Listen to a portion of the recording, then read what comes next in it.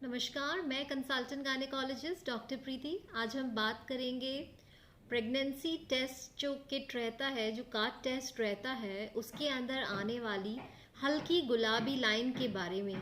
कई बार फेंट लाइन आ जाती है प्रेगनेंसी टेस्ट किट के अंदर और कंफ्यूजन हो जाता है, आप टेंशन करने लग जाती हैं कि इसके क्या कारण हो सकते हैं।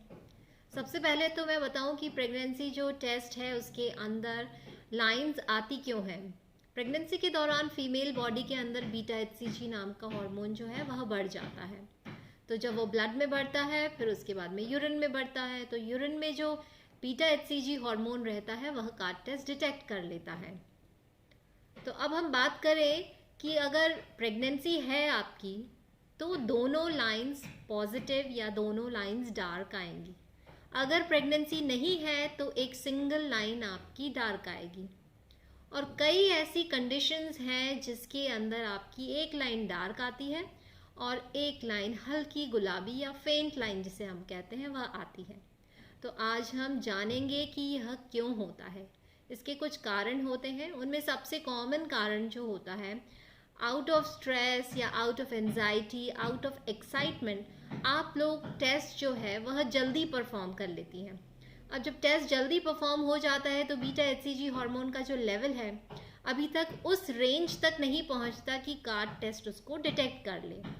तो अगर आप सेम टेस्ट को 3 से 4 दिन के बाद रिपीट करेंगी तो अगर प्रेगनेंसी है तो आपकी दोनों लाइंस डार्क आ जाएंगी।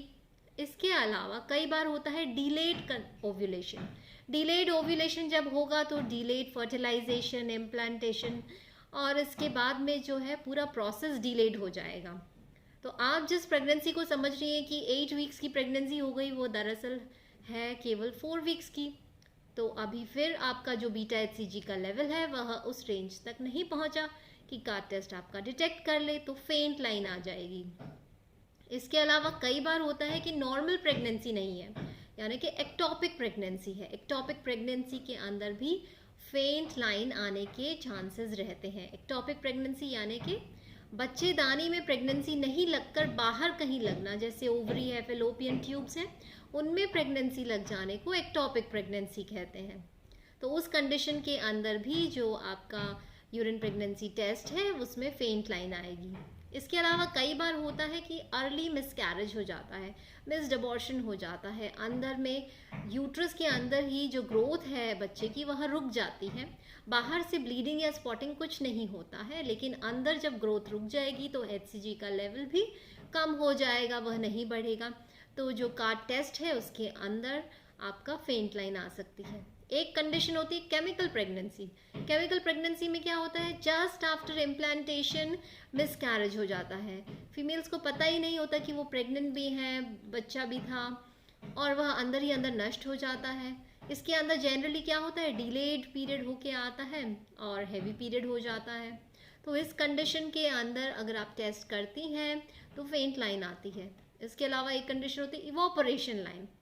जनरली जो टेस्ट किट की जो लीफलेट रहती है उसमें क्लियर इंडिकेशंस रहते हैं कि 3 से 5, जनरली सभी में यही होता है कि 3 से 5 मिनट के अंदर आपको इसको रीड कर लेना है। कई बार क्या होता है, कार्ड टेस्ट रख लेते हैं और उसके बाद में उसको रीड करते हैं तो फेंट लाइन दिखाई देती है। वो दरअसल इवोपरेशन लाइन होती है। यूरिन जब इवोपरेट हो जाता है तो वह फेंट लाइन दिखाई पड़ती है।